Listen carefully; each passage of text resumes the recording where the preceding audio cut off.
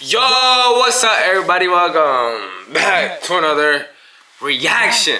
Chat, y'all know I've been going crazy with the reaction. Hey, y'all gonna see me doing everything nowadays, chat. You feel me? Today we have this amazing video. Thank you, Dr. Sanity, for this video. We have evil dad realizes cop found his disturbing secret. Chat, it's an evil world we live in.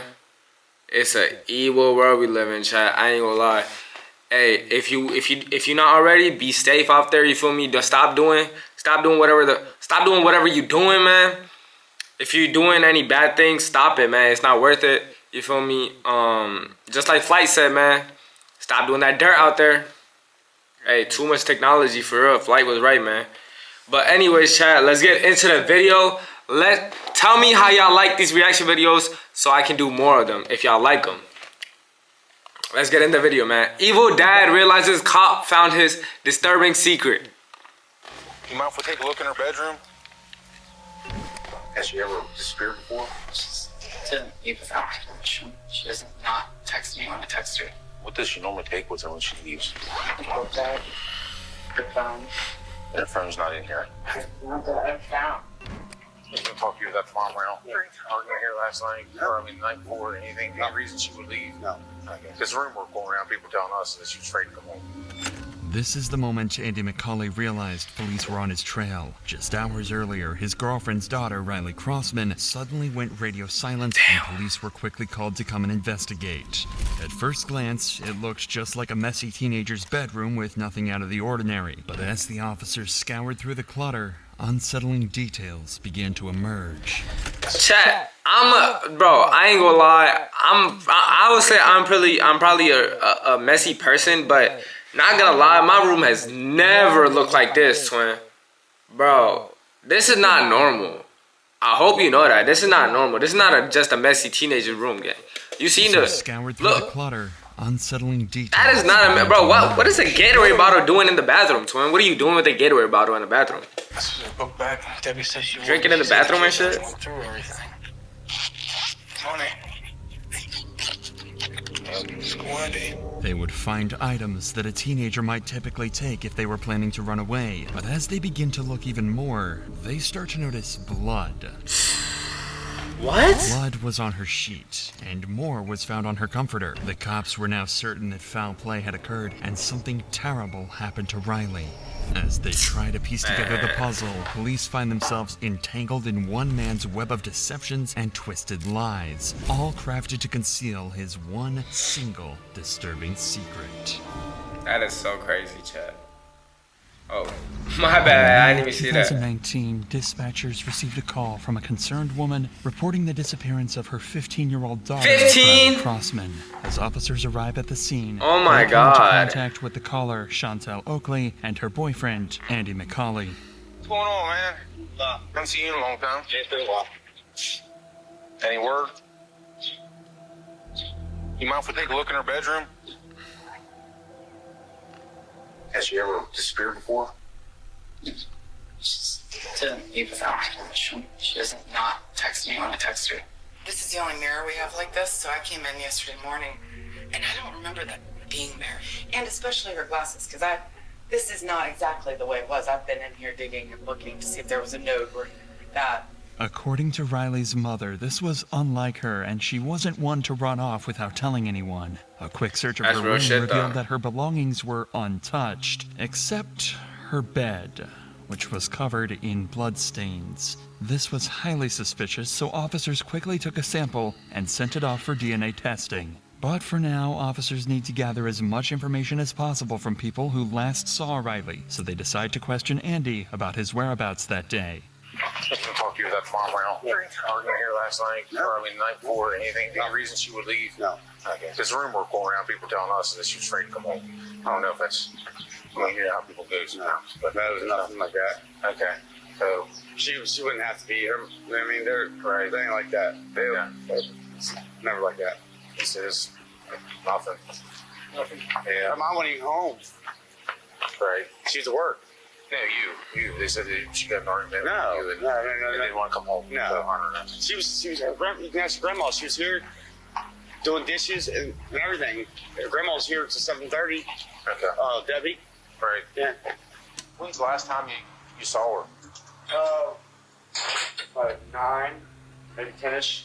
At night? Yeah. And what context was that?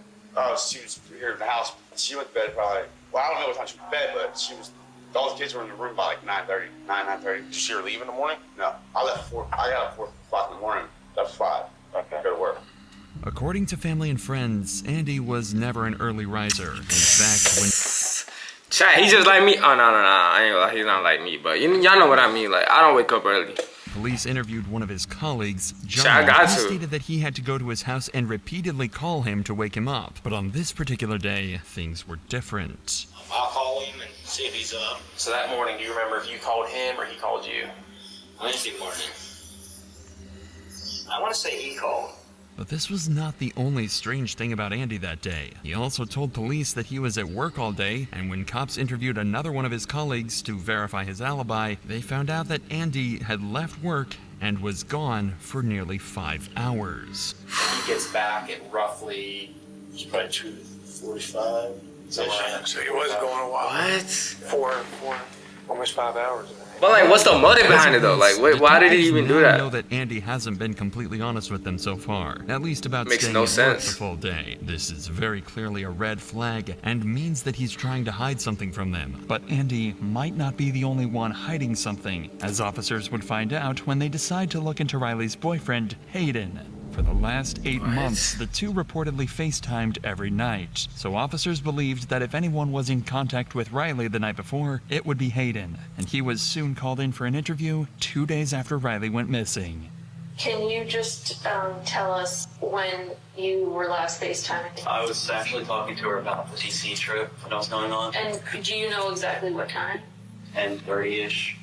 On the night of Riley's disappearance, it just so happened that Hayden deleted all his messages with Riley because he did not want his mother seeing them. This is why detectives could tell that Hayden knows something. But because of his mother's defensiveness, he's unable to speak his mind. I told him before not to delete his messages, but he isn't having it, deleting everything. What do you know about her mom's lifestyle? Or what their relationship? I don't really know much about mom. I feel like she just isn't a responsible person.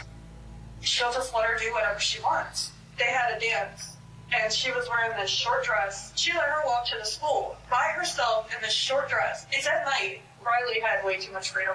What, bro? Okay, I ain't gonna lie. You talking a little too much, gang. I ain't gonna lie. Who the fuck even asked you, twin? He there asking Hayden.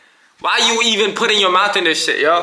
Whatever, bro. Like, This interview was not too fruitful. It pushed Hayden to come forward with a crucial piece of evidence afterwards. A series of disturbing text messages that Riley sent to him the night before she disappeared, saying that Andy was in her room and that she was scared. Immediately, all suspicion was further confirmed around Andy, and officers would later This use fuck this ass. information to Bro, piece lock together him up, this bro. dark My puzzle. God, But look for at him. now, finding out Andy's actual whereabouts and what really happened during the 5 hours that Riley was missing is crucial to the investigation, and the reason why Andy would be called in for questioning. I just talked to Johnny, right? Saw him leaving. Okay. Would you be surprised if he told me something completely different? Maybe. Do you not remember leaving that job site and going to Red Hill? Oh yeah. Oh, I'm sorry. We did go to. It did. I'm sorry. We did. You're right. Okay. Correct. We did go to and did a show. How long were you there at Red Hill? Like the rest of the day. Okay. Like the rest of the day. Okay. Were you at that house the entire time fixing the shelves? No. Okay. Where were you at? I was at the other house. Okay. I went and got some. I went and got some more drugs. If Andy was off doing illegal drugs during those 5 missing hours, then that could possibly explain why he didn't initially tell the cops the truth about where he had been all day. But this also could just be his way of trying to distract the police by bringing their attention to something else. At this point, detectives know that Andy is desperate to give them an alternate alibi, and his drug story could possibly be true. So to cross-check, they would call in Johnny again. Johnny had a history of drug use, and the two would often do cocaine together, so he can easily substantiate or discredit Andy's account. Would you say that there was enough to still do another line each? Oh, yeah. Couple lines each? Oh, yeah. Okay. So you wouldn't have to, you didn't need any more coke? No. So now, Andy's story about going to get more drugs isn't adding up. His colleague had already told the cops that they had more than enough cocaine to get them through the rest of the day, so there would be no reason for them. Chat, these are the type of people that be making like other like weed and shit. Like they be type of people that be making that shit look bad. How are you just waking up? Wait, chat, didn't he say he woke up at like 5 in the morning? How do you wake up and just like do a line, gang? How do you wake up and just start snorting, gang? That's not right. That's not right. And just the fact that you have other coworkers in this, what? Bro, I ain't gonna lie, I don't know how I feel about that. Him to go get more drugs. Realizing that Andy has been lying, the police decide it's time to confront him and get to the bottom of his deception. What if I told you that I knew you weren't that snow-go? And you didn't buy drugs off anybody that day? See what I'm getting at? We went from this story to this story, now we're gonna get a third story. This is one of these times you really need to think of what you're telling me. Okay, because you're not being honest. Remember what I told you about being honest and I'm not gonna just throw shit at you? I know you weren't there. I know you didn't buy drugs off your cousin, and I know you didn't use them in that parking lot that day. Where did you go when you left? Went to my house to get the drugs. Okay. I already had them in my house. Okay. I already told you to tell. I still want to tell you I had them in my house. So you go back home, you use your drugs, and then you go back to work, and then what? Considering the discrepancies in each version of the story he tells officers, there is more than enough reason for officers to not trust Andy, like they would express. I'm just telling you the whole part about you being honest. I'm being honest with you. I've been honest with you. I told you shit that I didn't even want to tell you. Okay. You're being somewhat honest. I mean, we're doing some polling to get some information about some drug activity, which is us. I don't even give 2 shits about, but yet we're having trouble pulling that out of you. Because I was worried about the names out there. Okay, and I told you I don't care about that. I didn't say that. You told us about the drug activity, what, 2 nights ago? I did. Did I arrest you for it? Any names or anything? Yeah. The main reason for detectives pressuring Andy like this is because a record of his movements is crucial for this investigation. Usually law enforcement can just track a suspect's movements using their phone, but in Andy's case, he had supposedly left... Oh my god, bro, chat. Bro, like, if you want to do something, at least be like slick about it. Cause how you leave your phone, like you don't even know what your story is, twin. Like, bro, you making up 3 different stories and you just magically just left your phone, gang. Magically just left your phone. That's crazy. Knowing that the more leniency detectives show to Andy, the bolder he would become in giving shady alibis, detectives decide to ramp up the intensity of the conversation, even more to make Andy nervous and slip up about his real whereabouts. You know, the further along this is, whatever happens, and whoever did this to her, the worse off it gets for that person too. Yes, hope so. She was probably taken out of that house by somebody. Yeah, I feel something that she was taken that way, I feel. Because she'd be on by now. She wouldn't be her mom. She was taken from that house, is what I'm saying. She didn't wander off. She didn't pack a bag and take her clothes, take her glasses, take a cell phone charger, take all of her money. She had most of her money. Someone's going to go. Her money was still in the book bag. Yeah. So like I said, if someone's going to run away or do something, they're going to make a little bit better effort even for a 15. That is right. They should have. At least have the necessities. Exactly, that's what he should have done. Stating the absurdity of the situation, Andy seems as calm as ever and won't crack about where he really was. But even in this situation, detectives have one piece of evidence that would cause the pressure to mount on Andy: the texts that Hayden had showed them. Once confronted with these, Andy's behavior changes immediately. What if I told you her last text to her boyfriend were saying, don't talk, because she still has the FaceTime one? Andy's in here. I'm afraid. That's what it said. What if I told you that? Honestly, that's crazy. I can put my hand on the Bible and tell you I saw those texts today. Well, I like to see him because I know probably he is scared of me. I know she is. Not only that, she said you were in here and she was in her bedroom because the FaceTime was still on. I was never in her room. That's not what she's saying. I don't go in her room. Andy, I'm not lying to you. I was not in her room, for one. And for 2, the kid's not scared of her. There's no reason for her to be scared of me. I've been there in her life for 1.5 years. Taking care of her, giving her everything she needs. But what we're saying, like I get that, I hear you, but what we're saying is that's what she's saying. So obviously to her, she's afraid of something. The walls are closing in on Andy quickly, and he's no longer able to keep up with his lies. He can't think of any possible reason why Riley would be afraid of him or any explanation for why she would have sent her boyfriend those texts. There's no way. There's no way. You can ask your mother. Her mother will tell you that it's not true. There's no way. I'm telling you, I read that with my own eyes today. I don't know.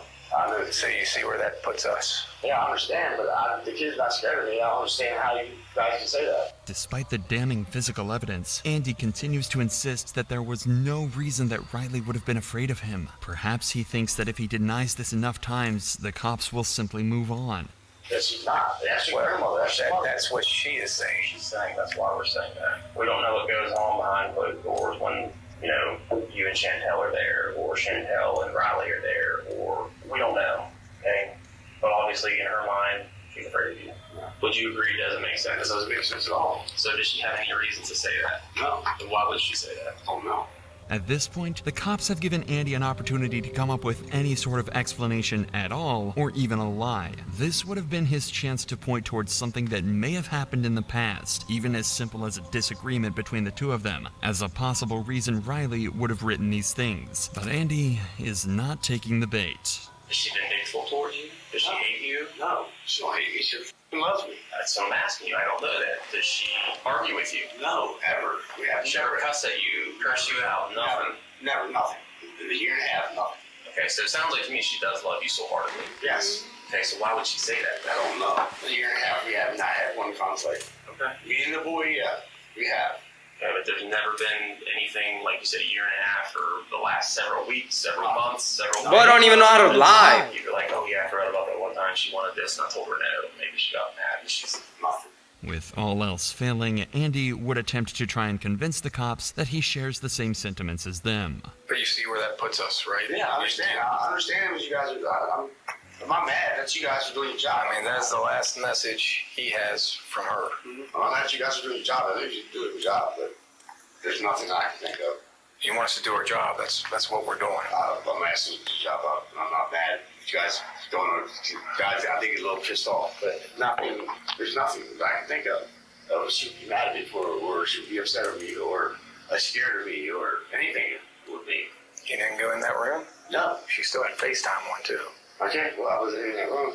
The cops lacked probable cause at this time to arrest Andy, but there is one piece of evidence that is about to change the course of this entire investigation. It was around this time that the lab results on that blood sample would finally return, and it would be an exact match to Andy's. Oh my God, bro! Like, okay, one thing I don't get, chat. If you're gonna do something like this, why not just get rid of the evidence? He literally he put all the evidence in the room for everybody to find. I don't understand this shit. But that's not all. They also learned that the blood they tested was also mixed with saliva. What? This made the cops suspect that Riley's face may have been forced into the pillow in an attempt to keep her from my screaming. God. This is an important Why would you do development. that? They still haven't located Riley, and they need to find more information about where Andy was during those 5 missing hours. Luckily though, all of that can be answered in the CCTV footage that captured all of Andy's movements. There were cameras attached to a nearby high school that captured Andy McCauley. I'm trying to tell you, there's cameras everywhere, That was the starting twin. point of the investigation for the cops. They knew the direction of his travel, including the facts that he was on Route 9. An eyewitness who knew what Andy's vehicle looked like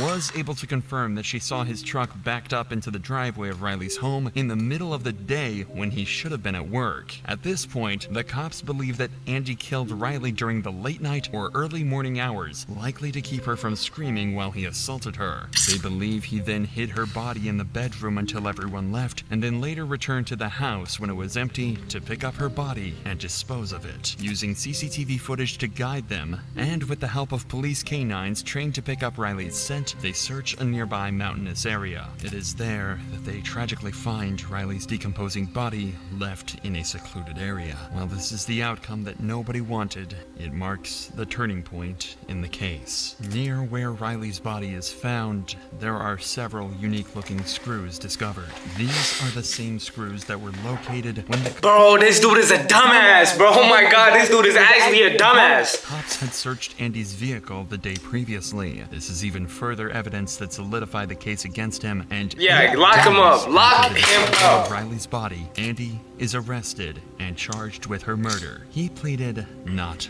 guilty. In the trial, Andy's defense argued that the prosecution failed to provide a clear motive or definitive cause of death, as the exact cause could not be determined due to the body's decomposition. Despite this, the jury found significant evidence linking McCauley to the crime, such as the presence of drywall mud on Crossman's body, which matched the drywall found in McCauley's truck, and inconsistencies in McCauley's statements about his whereabouts on the day he of definitely did that Crossman's shit. appearance. He definitely The did that jury shit. deliberated for about 4 hours over the course of 2 days and decided that the monster who murdered Riley was none other than Andy McCauley. We, the members of the Pettit jury, as to the issues joined, find the defendant, Andrew J. McCauley Jr., as follows. Count 1, murder. Guilty of murder in the first degree. Finally, justice for Riley had been served. The only thing left was for Andy to be sentenced. The judge get him out of here. Sealed his fate by giving him 2 life sentences. Good shit. Good shit. Come on. Chat, that's it for the video today. Let me know how y'all like this one. You feel me? If y'all like this one, I'll make more. But yeah, you know, be safe out there. And do what you gotta do, man. But don't do this. You feel me? Don't be going around people, murder people and shit. That's it, chat.